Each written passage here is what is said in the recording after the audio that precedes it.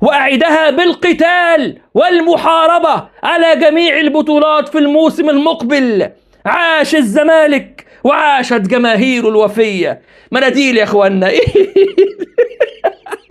لو في حد بيعرف يعزف كمانجا يا جماعة، كمانجا كده يعني، مزيكا حزينة، مزيكا تخليك تتأثر، لأن الحقيقة في بيان في منتهى الكوميديا من عبد الله السعيد لجماهير نادي الزمالك بعد الأزمة اللي عملها في نادي الزمالك. اسمع يا باشا البيان. وطبعا فرح علي المذيعة الكوميدية بين قوسين بتضحكني الحقيقة مع كامل احترامي ليها، بس بضحك لما بشوفها، ودي حاجة ما تقللش منها اطلاقا. فرح علي مذيعة قناة نادي الزمالك اتكلمت على البيان بتاع عبد الله السعيد ونزلته على الصفحة بتاعتها على الفيسبوك، وقالت لك افضل قرار تم اتخاذه، اقسم بالله عمار يا اهلي، والله العظيم عمار يا اهلي.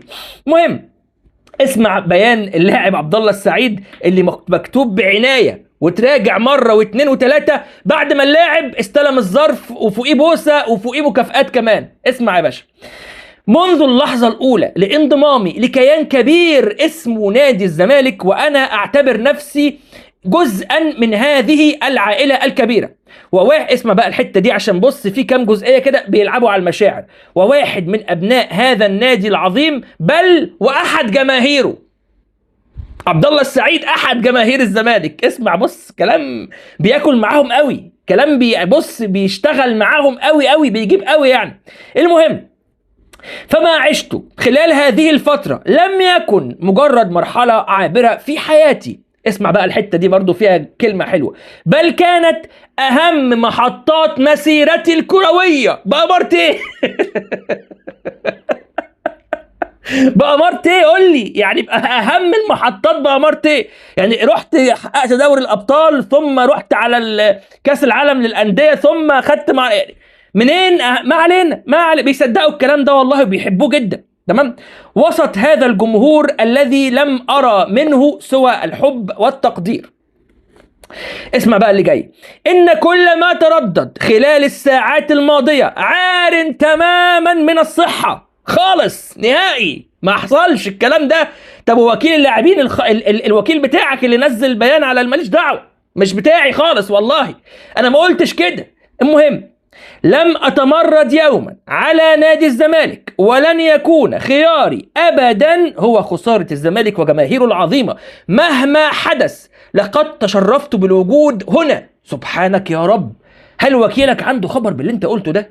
هل وكيلك عنده فكرة عن الكلام اللي انت كاتبه ده؟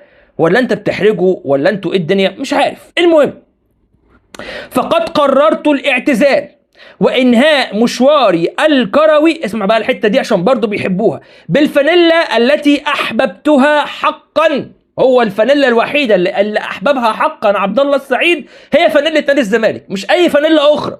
صدق صدق صدق صدق، عادي يعني، مش مهم. وهي لحظة ستأتي حتما، وهو الأمر الذي استغرق بعض الوقت وتزامن مع فترة إعداد الفريق، ومن ثم كان غيابي عن البدء معهم. يعني أنا كنت قاعد بفكر في الاعتزال لوحدي كده، اوت اوف نوير كده مع نفسي كده، جالي فكرة الاعتزال. طب أكلم حد من المسؤولين؟ أبدا. طب اروح اتفاوض معاهم على الاعتزال؟ ابدا. طب احضر تقديرا لهذا الكيان العظيم اللي انا لسه بتكلم عليه؟ ابدا. انا كنت قاعد بفكر وجالي فكره الاعتزال، فقررت ان انا اعتزل بس، فقط لا غير. ده اللي منعني ان انا اكون متواجد معاهم. اسمع بقى الجمله الاخيره دي، لان الحقيقه الجمله دي انا مش فاهمها خالص، اعتقد اللي كاتبها نفسه مش فاهم هو يقصد ايه. بص بقى يا باشا. وبكوني فرد من أفراد هذه العائلة التي لمست في كل موقف معناها الحقيقي. ايه بقى الجملة دي؟ لو حد فاهمها يفهمني. وبكوني فرد من أفراد هذه العائلة التي لمست في كل موقف منها معناها الحقيقي. حد فاهم حاجة؟ مش فاهم حاجة. المهم، أؤكد كل احترامي وتقديري لنادي الزمالك وجماهيره ومجلس الإدارة وما يتخذه من قرارات، وأتشرف بأن أكون بين صفوفه هذا الموسم. طب وقرار الاعتزال يا باشا؟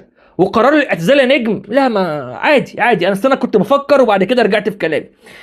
وأعاهد الجماهير العظيمة أن أضع مصلحة الزمالك أولا، وأعدها بالقتال والمحاربة على جميع البطولات في الموسم المقبل. عاش الزمالك وعاشت جماهير الوفية. مناديل يا اخوانا.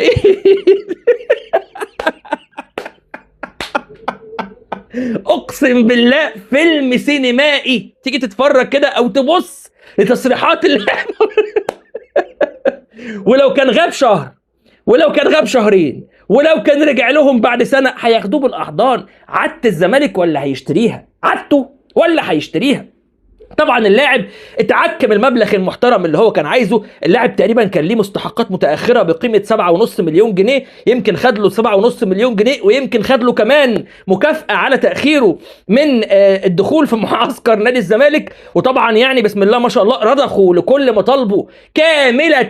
عبد الله السعيد هو الذي يحكم، فبالتالي عاد هذا الشاب الصاعد اللي ليه مستقبل باهر مع نادي الزمالك إلى المعسكر، وبالتالي هيكون موجود مع الزمالك الموسم الصفري المقبل.